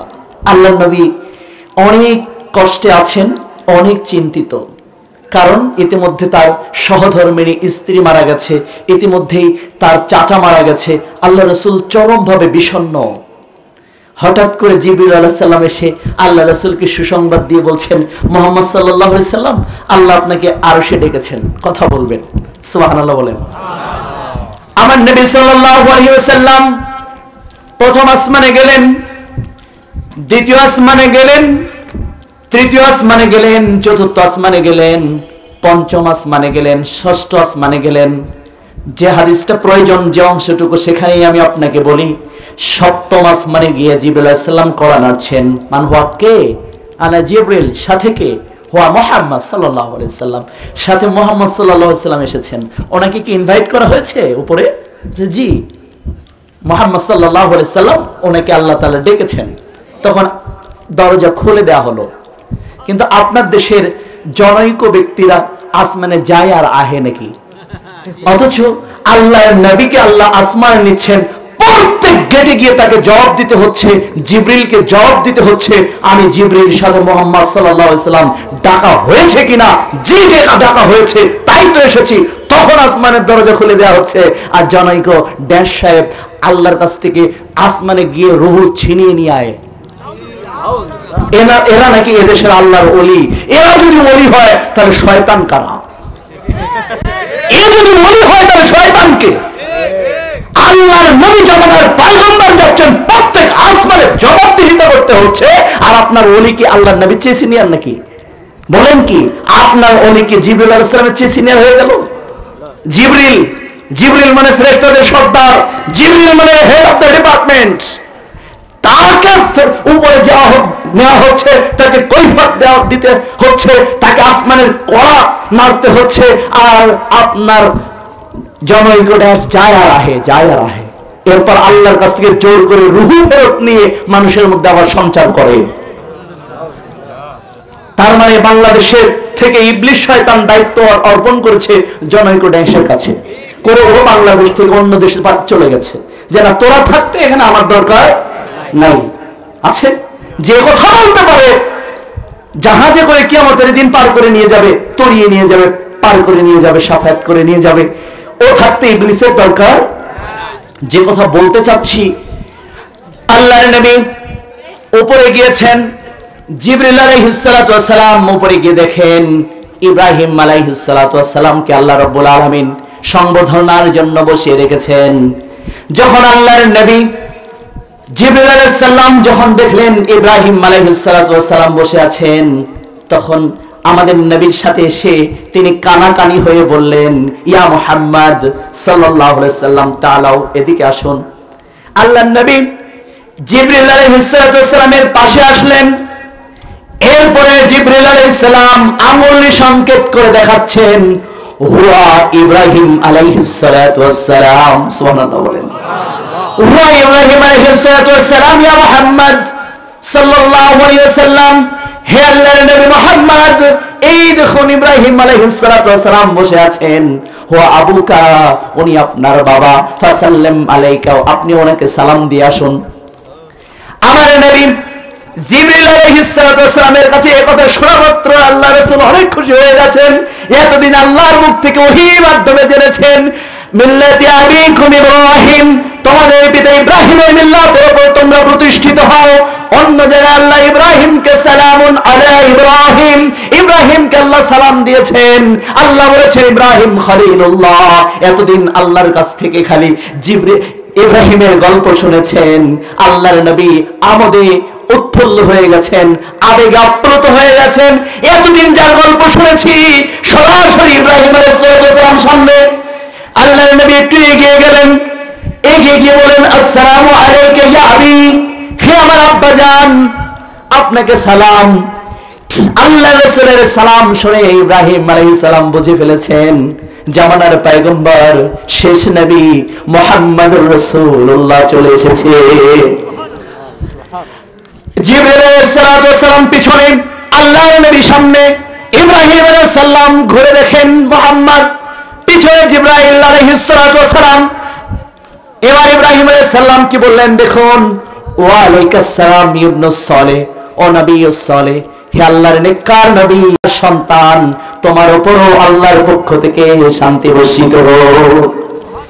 এরপরে বাবা বেটার কথা হচ্ছে। প্রমাণ হয়ে গেল ইব্রাহিম আলাইহিস সালাম হচ্ছে বাবা, মুহাম্মদ সাল্লাল্লাহু আলাইহি সাল্লাম হচ্ছেন তার সন্তান। কারণ তিনি বললেন ইবনু সালেহ, হে নেককার সন্তান, অনাবিউস সালেহ, হে আমার নেককার নবী, হে আল্লাহর নেককার নবী। এবার বললেন মুহাম্মদ, আপনার উম্মতের কাছ থেকে আমার জন্য একটা হাদিয়া নিয়ে যান। আপনার উম্মতকে আমার পক্ষ থেকে বলে দেবেন, জান্নাত হলো গাছপালা মুক্ত একটা জায়গা, জান্নাতের মধ্যে গাছপালা হচ্ছে, পড়ুন আমার সাথে, সুবহানাল্লাহি ওয়ালহামদুলিল্লাহি ওয়া লা ইলাহা ইল্লাল্লাহু আল্লাহু আকবার। এটা আপনি উম্মতকে পৌঁছে দেবেন। খুব ভালো কথা। ইব্রাহিম আলাইহিস সালামকে আল্লাহ রাসূল এবার দেখে আসলেন, সাক্ষাৎ হলো, কথা হলো, নেমে আসলেন এবার জমিনে। নেমে এসে কাবা চত্বরে গিয়ে দেখেন যার সাথে দেখা হলো সপ্তম আসমানে এই মানুষটার মূর্তি তৈরি করে রেখেছে কাবা ঘরের আশপাশে। তার মানে মূর্তি ওরা সাধারণ কারোর মূর্তি রাখে নাই, মূর্তি বানিয়েছিল ইব্রাহিম আলাইহিস সালামের মূর্তি, মূর্তি বানিয়েছিল ইসহাক আলাইহিস সালামের মূর্তি। আল্লাহর নবী লাঠি হাতে করে এবার বলছেন, জাল হক ওয়া জাকাল বাতিল ইন্নাল বাতিল কানা জাহুকা। এই আয়াত পড়েন আর মূর্তির পিছনে পিটিয়ে মূর্তি ভেঙে গুঁড়িয়ে চৌচির করে ফেলে দেন। এটা হচ্ছে নেককার বাবার নেককার সন্তানের কাজ। এটা হলো নেককার বাবার নেককার সন্তানের কাজ। যদি বাবার মূর্তি কোথাও থাকে, সন্তানের কাজ হচ্ছে ওই মূর্তিটা গুঁড়িয়ে ফেলে দেওয়া, ভেঙে ফেলে দেওয়া, মূর্তির কবর রচনা করা। এটা হচ্ছে নেককার সন্তান, নেককার বাবার নেককার সন্তানের কাজ। আর কুবাবার কুসন্তানের কাজ হচ্ছে মূর্তি গড়া। বোঝাতে পারলাম না? বোঝাতে পারলাম না? কুবাবার কুসন্তানের কাজ হচ্ছে মূর্তি গড়া। ইযা মাতাল ইনসানু ইনকাতা আনহু আমালহু ইল্লা মিন সালাসাতিন ইল্লা মিন সাদাকাতিন জারিয়াতিন আও ইলমিন ইনতাফাউ বিহি আও ওয়ালিদিন সালিহিন ইয়াদউ লাহু রাহুল বুখারী ওয়া মুসলিম। আল্লাহর নবী বললেন, মানুষ যখন মরে যায় তখন তার আমলের দরজাগুলো বন্ধ করে দেওয়া হয়। কি করা হয়? ইল্লা মিন সালাসাতিন, কিন্তু তিন ধরনের আমলের দরজা খুলে রাখা হয়। এক, সাদাকাতিন জারিয়াতিন, তুমি যদি সাদাকায়ে জারিয়া করে যাও তোমার নেকি কবরে চলে যাবে, কিন্তু কবরে নেকি যেতে থাকবে, যেতে থাকবে। দুই, ইলম বিতরণ করে যাও, যদি যতদিন এই ইলম অনুযায়ী আমল চলবে ততদিন কবরে নেকি যাবে। তিন, ইয়াদউ লাহু রাহুল বুখারী ওয়া মুসলিম ওয়ালিদিন সালিহিন ইয়াদউ লাহু, নেককার সন্তান যদি রেখে যাও, নেক সন্তান যত নেক কাজ করবে প্রত্যেকটা নেক কাজের নেকি পিতা এবং মাতার কবরে যাবে। তাহলে আপনার বাবা, উপস্থিত জনতা জেনে রাখুন, যদি নিজের বাবার কবরে বাঁশ দিতে না চান, নিজের বাবাকে যদি কবরে শান্তিতে রাখতে চান, আপনার মাকে যদি কবরে শান্তিতে রাখতে চান, আপনার বাবাকে যদি কবরে শান্তিতে রাখতে চান, মূর্তি নয় মসজিদ গড়ে তুলুন। আপনার মাকে যদি কবরে ভালো রাখতে চান, মূর্তি নয় মাদ্রাসা গড়ে তুলুন। আপনার বাবা মাকে যদি কবরে শান্তিতে রাখতে চান, তাহলে তাদের পক্ষ থেকে ইয়াতিমখানা গড়ে তুলুন, কালভার্ট করে তুলুন, পানীয় জলের ব্যবস্থা করুন, জনকল্যাণমূলক কাজ যেগুলো রয়েছে সেগুলো সব করুন।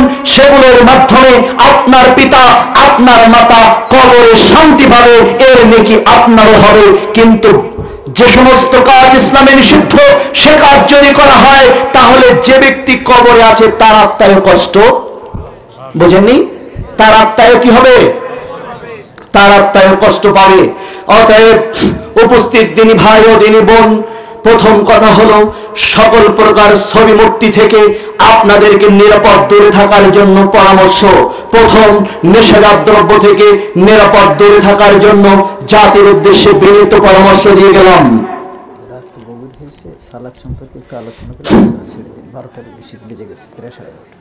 প্রথম কথা হলো, যতক্ষণ আমি কথা বলবো এখানে সিস্টেম হলো আমাকে দাওয়াত দেওয়ার পূর্ব কথা হলো যে কতক্ষণ কথা বলবো আর কতক্ষণ বলবো না, একান্তই আমার ব্যক্তিগত ব্যাপার। তখন কেমন? তো যাই হোক, প্রথম কথা হলো যে কেন আপনি আমাকে এত মানুষের মধ্যে ডাকলেন, কারণ আমার কথা বলা শেষ হয় 3 ঘন্টা পর সাধারণত, কারণ পড়া বিষয়টা না গোছানো পর্যন্ত আমি কথা বলতে পারি না। আমি তো দাওয়াত নেওয়া মৌলবি না, আমার তো এটা পেশা না। কেন ডাকলেন? আর রাত গভীর রাতে কেন উঠালেন? আমাকে ওঠানোর সর্বশেষ সময় আমি সবাইকে বলে দেই রাত 9টা। কয়টা? রাত 9টা। এখান থেকে রাত 12টা পর্যন্ত চলবে। আমি তো শুরুই করলাম মাত্র, তাই না? আমার তো আলোচনা শুরু হলো মাত্র, কি বলেন? তো যা হোক, আর 5 মিনিট কথা বলবো। আর কি, কয় মিনিট? আর 5 মিনিট কথা বলবো। সালাত, যেহেতু সালাতের বিষয়ে কেন সালাত দিচ্ছেন কেন? এই যে বিষয় দিচ্ছে এই বিষয় বিপদের এই জন্য, সালাত দিলে নিরাপদের জন্য। জি আমি বুঝি তো সব। যা হোক, চলেন সালাতে যাই, নিরাপদ দূরত্বে থাকি বিপদ থেকে। কি কন? বিপদ আপদ যা হয় আমার উপরে হোক, আপনারা চলেন সালাতে যাই। কিন্তু ছড়াতেও বিপদের কথা বলবো আজকে, বাঁচার পথ নাই। এ দেখেন, আপনি আমাকে ওদিক থেকে ফিরিয়ে আনবেন। সালাত, সালাত তো দেখেন সালাতে নিয়ে যাই। আল্লাহ সুবহানাহু ওয়া তাআলা কোন জায়গায় ইকরাস সালাত বলেননি, সালাত পড়ো এ কথা বলেননি। আল্লাহ সালাত পড়তে বলেছেন। একটা আয়াত দেখাতে পারবেন যে ইকরাস সালাত বলেছেন? কি বলেছেন? আকিমুস সালাহ। হে আমার জাতি, তোমরা কি আকিমুস সালাহ বোঝো? 19টা পয়েন্টের উপরে আকিমুস সালাহ শোনো। 1 নম্বর হলো, যদি কোনো সন্তান 18 বছরের কোনো একটা ছেলে আর কোনো একটা মেয়ে যদি মঞ্চে উলঙ্গ হয়ে মঞ্চে এসে দাঁড়ায়, তাহলে তোমরা এটা মেনে নেবে? তোমরা কি মনে করবে? যে এই মেয়েটা অথবা এই ছেলেটা মনে হয় পাগল হয়ে গেছে, এর এখন ট্রিটমেন্ট করতে হবে। একে সবাই মিলে ধরে নিয়ে ভিতরে পিছনের মাদ্রাসার মধ্যে নিয়ে আগে কাপড় পরানোর চেষ্টা করবে, তাই না? কেন করবেন? কারণ আপনার সমাজে কাপড় পরাটা প্রতিষ্ঠা পেয়ে গেছে। কাপড় পরাটা প্রতিষ্ঠা পেয়ে গেছে। কাপড় পরাটার বিপরীত আপনি যেমন কল্পনা করতে পারেন না, আপনার পরিবারে, আপনার বাড়িতে, আপনার মাদ্রাসায়, আপনার চাকরির স্থলে, আপনার সমাজে একটা ছেলে, একটা মেয়ে, একটা পুরুষ মানুষ প্রাপ্ত বয়স্ক, সে সালাত পড়ে না, একে দেখলে ঠিক পাগলের সাথে যে আচরণ করেছিলেন এরকম আচরণ যদি ওর সাথে জাতি করতে পারে, ওই সমাজ সালাত প্রতিষ্ঠা বুঝতে পেরেছে, বোঝা যাবে। কেমন? এই হচ্ছে সালাত প্রতিষ্ঠার 1 নম্বর পর্যায়। সালাত প্রতিষ্ঠার 2 নম্বর পর্যায় হলো ফাওয়াইলুল লিল মুসাল্লিন, মুসাল্লিদের জন্য জাহান্নাম। তার মানে যারা সালাত প্রতিষ্ঠা করবে তারা জাহান্নামে যাবে না, যারা সালাত পড়েছে ওরা জাহান্নামে যেতে পারে। সালাত পড়া না সালাত প্রতিষ্ঠা। আল্লাহ রাব্বুল আলামিন বললেন ফাওয়াইলুল লিল মুসাল্লিন, মুসাল্লিদের জন্য জাহান্নাম। মুসাল্লিদের জন্য জাহান্নাম কেন? আল্লাযীনা হুম ফি সালাতিহিম সাহুন। ওরা সালাতে কি ছিল? অমনোযোগী। তার মানে সালাত প্রতিষ্ঠার 2য় পর্যায় হচ্ছে সালাত মনোযোগের সাথে আদায় করতে হবে। আপনি সালাত পড়ছেন, এখানে আপনার অন্তর ঘুরবে ক্যাশ বাক্সের মধ্যে। আপনি সালাত পড়ছেন, এখানে আপনার মন ঘুরবে ওই যে বাজারের মধ্যে। এটা কোশ্চেন কালেও হবে না। আপনার সালাতে আপনার মনোযোগ সালাতের মধ্যেই থাকতে হবে। আপনার চোখের দৃষ্টি সালাতের সেজদার জায়গায় থাকতে হবে এবং আঙুলের জায়গায় থাকতে হবে শেষ বৈঠকে। এটা হচ্ছে সালাত প্রতিষ্ঠার 2য় পর্যায়। খুব সংক্ষেপে বলবো, কারণ 12:30 থেকে 7 থেকে 10 মিনিটের মধ্যেই আলোচনা শেষ করব, কারণ আলোচনার 12 বাজার সাথে সাথে ইতিমধ্যে আমার আলোচনারও 12 বেজে গেছে। এখন 3 নম্বর বিষয় হলো সালাত। এখানে একটা দলিল বলে যাই, আল্লাহ তাআলা সূরা মুমিনুনের মধ্যে বলছেন ক্বাদ আফলাহাল মুমিনুন, মুমিনরা সফল হয়ে গেছে। আমি 5 থেকে 10 মিনিট কথা বলবো। কাউকে না ওঠার জন্য বিনীত অনুরোধ জানাচ্ছি। কাউকে 2-1 জন ওঠাউঠি করছেন, একটু বসেন। এখন আর উঠতে দিব না কাউকে, এখন আর কারো অনুমতি নেই। আপনি মনে হয় দেখতে পাচ্ছেন আমার আলোচনা শোনার নিয়ম হলো, কেউ যদি প্রস্রাব লাগে তার 1 আঙুল তুলতে হবে, আমি অনুমতি দিলে বের হতে পারবে, না হলে পারবে না। কারোর পায়খানা লাগলে 2 আঙুল তুলবে, কারোর বিড়ি খাওয়া লাগলে 3 আঙুল। এটা হচ্ছে আমার এখানের সিস্টেম, এর বাইরে কেউ উঠতে পারবে না। প্রিয় দিনী ভাই, আল্লাহ তাআলা বললেন ক্বাদ আফলাহাল মুমিনুন, ওই মুমিনরা সফল হয়ে গেছে। কেন সফল? আল্লাযীম খাশিউন, কারণ ওরা ওদের সালাতে বিনয়ী, ওরা ওদের সালাতে বিনম্র।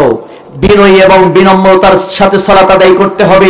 এটা হচ্ছে সালাত প্রতিষ্ঠার তৃতীয় পর্যায়। সালাত প্রতিষ্ঠার চতুর্থ পর্যায় হলো আব্দুল ইবনে মাসউদ রাদিয়াল্লাহু আনহু বললেন যে একদিন আমি আল্লাহর রাসূলের কাছে গেলাম, যে জিজ্ঞাসা করলাম আইয়ুন আমালি আহাব্বু ইলাল্লাহি ইয়া রাসূলুল্লাহ, হে আল্লাহর রাসূল, আল্লাহর কাছে সবচেয়ে প্রিয় আমল কোনটা? উত্তরে বললেন আসসালাতু আলা ওয়াক্তিহা, আওয়াল ওয়াক্তে সালাত আদায় করে নাও, নির্ধারিত ওয়াক্তে সালাত আদায় করে নাও। সুম্মা আইয়ুন, তারপর কোনটি? বললেন বিরুল ওয়ালিদাইন, তোমার পিতামাতার সাথে সর্বোচ্চ সুন্দর আচরণ করো। ইবাদতের জগতে আল্লাহ তাআলা সবচেয়ে বেশি পছন্দ করেন যে ব্যক্তি নির্ধারিত ওয়াক্তে নির্দিষ্ট সালাত আদায় করে, ওই ব্যক্তিকে আল্লাহ সবচেয়ে বেশি পছন্দ করেন। বুখারী 5970 নম্বর হাদিস। প্রিয় দিনী ভাই, সালাত প্রতিষ্ঠার চতুর্থ পর্যায় হলো সালাত নির্দিষ্ট সময়ে পড়তে হবে।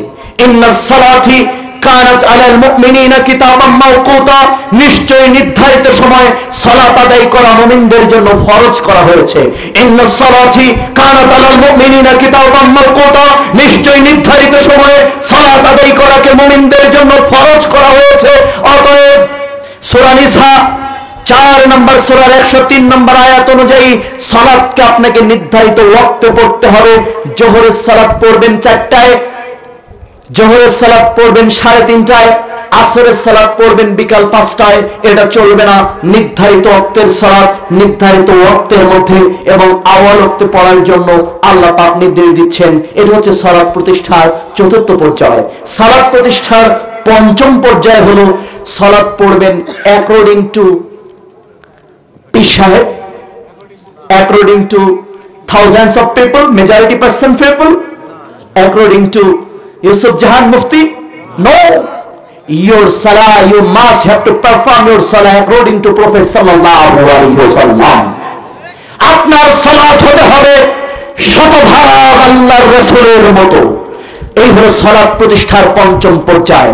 আপনি যদি আল্লাহর রাসূলের মতো সালাত আদায় করতে পারেন তাহলে আপনার সালাত হবে, আর আপনি যদি আল্লাহর রাসূলের মতো সালাত আদায় করতে না পারেন তাহলে আপনার সালাত হবে না। কেন হবে না? আল্লাহ বলছে, আল্লাহর নবী বললেন কুল্লু উম্মতিন ইয়াদখুলুনাল জান্নাত, আমার প্রত্যেকটা উম্মত জান্নাতে প্রবেশ করবে ইল্লা মান আবা, আবার গোষ্ঠী যাবে না। ওমান আবা, আল্লাহ রাসূল আবা কারা? বলেন ওমান তো আলী ফাদাখালাল জান্নাহ, যারা আমাকেই অনুসরণ করবে তারা সবাই জান্নাতে যাবে। ওমান আসানি ফাকাদ আবা, আমাকে অনুসরণ বাদ দিয়ে যারা মেজরিটি পার্সেন্ট মানুষের অনুসরণ করবে, পীর সাহেবের অনুসরণ করবে, অমুক তমুকের অনুসরণ করবে, তারা জান্নাতে যেতে অসম্মত। সহিহ বুখারী 7220 নম্বর হাদিস। সহিহ বুখারী থেকে আপনাকে সরাসরি সম্প্রচার করলাম। আল্লাহর নবী বললেন মান আমিলা আমালান লাইসা আলাইহি আমরুনা ফাহুয়া রাদ্দুন। যদি সহিহ মুসলিম 1718 নম্বর হাদিস থেকে সরাসরি আপনাকে সম্প্রচার করে শোনালাম। আল্লাহর নবী বললেন মান আমিলা আমালান লাইসা আলাইহি আমরুনা ফাহুয়া রাদ্দুন, যদি কোনো ব্যক্তি এমন আমল করে যে আমার আমলের সাথে সামঞ্জস্যপূর্ণ নয়, আমার আমলের মতো নয়, আমার নীতি নির্দেশনার মধ্যে নাই, ফাহুয়া রাদ্দুন, তা প্রত্যাখ্যাত হবে, তা বাতিল হয়ে যাবে। তা কি হবে? বাতিল হয়ে যাবে। এবার মারাত্মক কথা শুনুন। আল্লাহ রাব্বুল আলামিন নিজেই বলছেন, আল্লাহ রাব্বুল আলামিন নিজেই বলছেন, এই দেখুন, একটু শুনুন, কথা নয়, খুব সংক্ষেপে শেষ করব। আল্লাহ তাআলা বলছেন আতুল্লাহ আতুর রাসূল, তোমরা আনুগত্য করবে আল্লাহ তার রাসূলের, ওয়ালা তুবতিলু আমালাকুম, রাসূলের আনুগত্যের মাধ্যমে তোমাদের ইবাদত না করে তোমাদের আমলকে তোমরা ধ্বংস করে ফেলো না। সূরা মুহাম্মাদের 33 নম্বর আয়াত। আল্লাহ রাব্বুল আলামিন আরো বলছেন সূরা আলে ইমরানের 32-33 নম্বর আয়াত, আয়াতুল্লাহ ওয়ার রাসূল ফাইন তাওয়াল্লাউ ফাইন্নাল্লাহা লা ইউহিব্বুল কাফিরিন, তোমরা আনুগত্য করবে আল্লাহর ও তার রাসূলের, এটা না করে তোমরা এটা যদি না করো তাহলে জেনে রেখো ওই কাফেরদের আল্লাহ ভালোবাসেন না। তার মানে সূরা আলে ইমরান 3 নম্বর সূরার 32-33 নম্বর আয়াত অনুযায়ী স্পষ্ট প্রমাণ হয় যে ইবাদত আল্লাহর রাসূলের হাদিসে পাওয়া যায় না, ওভাবে যদি কেউ ইবাদত করে আল্লাহ বলেন ফাইনাল্লাহু লা ইউহিব্বুল কাফিরিন, নিশ্চয়ই আল্লাহ ওই কাফেরদের পছন্দ করেন না। যে আল্লাহর রাসূলের রীতিনীতি নীতি নির্দেশনা থেকে মুখ ফিরিয়ে নিয়েছে, আল্লাহ তাকে কাফের উপাধিতে ভূষিত করেছেন। বোঝা গেছে? সালাত প্রতিষ্ঠার পঞ্চম পর্যায়ে বললাম আল্লাহ রাসূলের মতো সালাত আদায় করতে হবে। আর আল্লাহ রাসূলের মতো সালাত আদায় পাওয়া যাবে বুখারীর মধ্যে কিতাবুস সালাহ, মুসলিমের মধ্যে কিতাবুস সালাহ, আবু দাউদ কিতাবুস সালাহ, এ ধরনের হাদিসের কিতাবুস সালাহ অধ্যায় থেকে আপনাকে সালাত শিখতে হবে। তাহলে ইনশাআল্লাহ আকিমুস সালাহ হবে, সালাত প্রতিষ্ঠা হবে। সালাত প্রতিষ্ঠার ষষ্ঠ পর্যায়ে জামাতবদ্ধভাবে সালাত আদায় করতে হবে। দলিল সূরা বাকারা। খুব সংক্ষেপে খুব দ্রুত বলে যাচ্ছি, কারণ আমরা ইতিমধ্যে প্রোগ্রাম শেষ করার ইন্ডিকেশন পেয়েছি, যে কারণে খুব দ্রুত আমার কথা একটার মধ্যে আর একটা ঢুকে যাবে, কিন্তু জরুরি কথা, কারণ আপনি অনেক দূর থেকে এসেছেন এটা আমি জানি, আপনার কিছু উপকার আমাকে করে যেতে হবে এটাও আমি জানি। এই জন্য খুব দ্রুত আমি আপনাকে কয়েকটা কথা বলে যাচ্ছি। তার মধ্যে পরের কথা হলো আপনাকে প্রাপ্তবয়স্ক প্রত্যেক পুরুষকে জামাতবদ্ধভাবে সালাত আদায় করা এটা আপনাদের জন্য ফরজ, ওয়াজিব। বাড়ির পাশে মসজিদ, বাড়িতে সালাত আদায় করা হবে না পুরুষ মানুষের জন্য। সপ্তম পর্যায়ে হলো যেটা ওয়ারকাউ মা রাকিন, সূরা বাকারা 43 নম্বর আয়াত অনুযায়ী স্পষ্ট প্রমাণিত হয় রুকুকারীদের সাথে মিলিত হয়ে আপনাকে রুকু করতে হবে। সালাত প্রতিষ্ঠার অষ্টম পর্যায়ে হলো আপনার আল্লাহ তাআলা বলেছেন যে সালাত পড়বে না সে কাফের হয়ে যাবে। মানে আপনি যদি কাফের থেকে বাঁচতে চান আপনাকে সালাত প্রতিষ্ঠা করতেই হবে। আল্লাহ বলেছেন আকিমুস সালাহ ওয়া লা তাকুনু মিনাল মুশরিকুন, সূরা রুম 30 নম্বর সূরা 31 নম্বর আয়াত। তুমি সালাত আদায় করো, সালাত বাদ দিয়ে তুমি মুশরিক হয়ে যেও না। আল্লাহর নবী বললেন আন আবি হুরায়রা রাদিয়াল্লাহু আনহু قال قال رسول الله صلى الله عليه وسلم بين المؤمن وبين الكفر بين العبد وبين الكفر ترك الصلاة রাহু তিরমিজি ইসনাদুন সহিহ। আল্লাহর বান্দা মুসলিম এবং কাফেরের মধ্যে পার্থক্য হচ্ছে সালাত। আল্লাহর বান্দা মুসলিম এবং কাফেরের মধ্যে পার্থক্য হচ্ছে সালাত। উল্লেখ্য যে 5 ওয়াক্ত ফরজ সালাতের পর আয়াতুল কুরসি পড়লে তার জান্নাতে যেতে বাকি থাকবে খালি মৃত্যু। মরলেই জান্নাতে যাবে, মরলেই জান্নাতে যাবে, মরলেই জান্নাতে যাবে, যাবেই। প্রিয় উপস্থিত দিনী ভাই ও বোন, আর দুইটা বিষয় আপনারা জানতে চেয়েছেন, একটা হাদিস অনুবাদ করলে ওই দুইটা বিষয় হয়ে যাবে। একজন বলেছিলেন যে দাড়ির উপরে কথা বলতে, একজন বলেছিলেন সমাজের যুবক শ্রেণীর উপরে কথা বলতে আলোচনা শুরু করেছিলাম, আর একজন আরেকটা বিষয় বলেছিলেন 4টা হাদিস অনুবাদ করলে 5 জনের আলোচনা এখানেই শেষ হয়ে যাবে। 4টা হাদিসের শুধু অনুবাদ হবে এখন, এরপর আলোচনা শেষ। কি করব না শেষ করব? আবু হুরায়রা রাদিয়াল্লাহু আনহু বলেন রাসূল সাল্লাল্লাহু আলাইহি ওয়াসাল্লাম বলেছেন, এখন আর ওঠাউঠি না করার জন্য বলছি, একজন উঠবেন না, 4টা হাদিসের অনুবাদ করি আজকের আলোচনা একদম শেষ করব। আল্লাহর নবী বললেন সালাসাতুন লা ইয়াদখুলুনাল জান্নাতা আবাদা, সালাসাতুন ফাকাদ হারামাল্লাহু আলাইহিল জান্নাহ, 3 শ্রেণীর মানুষের উপর আল্লাহ জান্নাতকে হারাম করেছেন। কয় শ্রেণী? একটু হাত জাগিয়ে বলেন তো কয় শ্রেণী? 3 শ্রেণীর মানুষের উপর আল্লাহ জান্নাতকে হারাম করেছেন। এক, আকুল ওয়ালিদি লিওয়ালিদিহি, যে পিতামাতার সাথে অসৌজন্যমূলক আচরণ করে। পিতামাতার উপর আলোচনা করতে বলেছিলেন, একটা হাদিসের এতটুকুই জেনে যান, তার উপর আল্লাহ জান্নাতকে হারাম করেছেন। আকুল ওয়ালিদি লিওয়ালিদিহি, যে তার পিতামাতার সাথে অসৌজন্যমূলক আচরণ করে আল্লাহ তার উপর জান্নাতকে হারাম করেছেন। সালাসাতুন ফাকাদ হারামাল্লাহু আলাইহিল জান্নাহ, 3 শ্রেণীর মানুষের উপর আল্লাহ জান্নাতকে হারাম করেছেন। তার মধ্যে এক শ্রেণী যারা পিতামাতাকে কষ্ট দেয়, যারা পিতামাতার সাথে অসভ্যতা করে, যারা পিতামাতার সাথে নোংরামি করে, যারা পিতামাতাকে মান মর্যাদা দিয়ে কথা বলে না, ওদের উপর জান্নাতকে হারাম করা হয়েছে। পক্ষান্তরে আল্লাহর নবী বললেন, উম্মত জেনে রেখো রিদা রাব্বি ওয়া রিদা ওয়ালিদাইন ওয়ালা সাখাতু ফি সাখাতিহিম, জেনে রেখো উম্মত আল্লাহর সন্তুষ্টি রয়েছে পিতামাতার সন্তুষ্টির মধ্যে, আল্লাহর অসন্তুষ্টি, আল্লাহর রাগ, আল্লাহর গজব রয়েছে তোমার পিতামাতার অসন্তুষ্টির মধ্যে। অতএব তোমাদের মধ্যে কেউ যদি আল্লাহকে সন্তুষ্ট করতে চাও, সে যেন তার পিতামাতাকে হাসায়, তাহলে আরশের মালিক তার দিকে হেসে দেবে। আর যদি কোনো মানুষ তার আল্লাহকে কষ্ট দিতে চায়, তার আল্লাহকে রাগান্বিত করতে চায়, সে যেন তার পিতামাতাকে কষ্ট দেয়, তাহলে আল্লাহর আরশ কেঁপে যাওয়ার জন্য যথেষ্ট হয়ে যাবে। জামিউ সাগীর 3 নম্বর খণ্ড 138 নম্বর পৃষ্ঠা থেকে হাদিস সরাসরি সম্প্রচার করলাম। 2, আল মান্নানুন, যারা দান করে খোঁটা দেয় তারা কখনো জান্নাতে ঢুকতে পারবে না, তাদের জন্য জান্নাত হারাম করা হয়েছে। 3, রজুলাতুম মিনান নিসাই, পুরুষ মার্কা মেয়ে লোক আর মেয়ে লোক মার্কা পুরুষ, এদের উপর জান্নাতকে হারাম করা হয়েছে, ওরা জান্নাতে ঢুকতে পারবে না।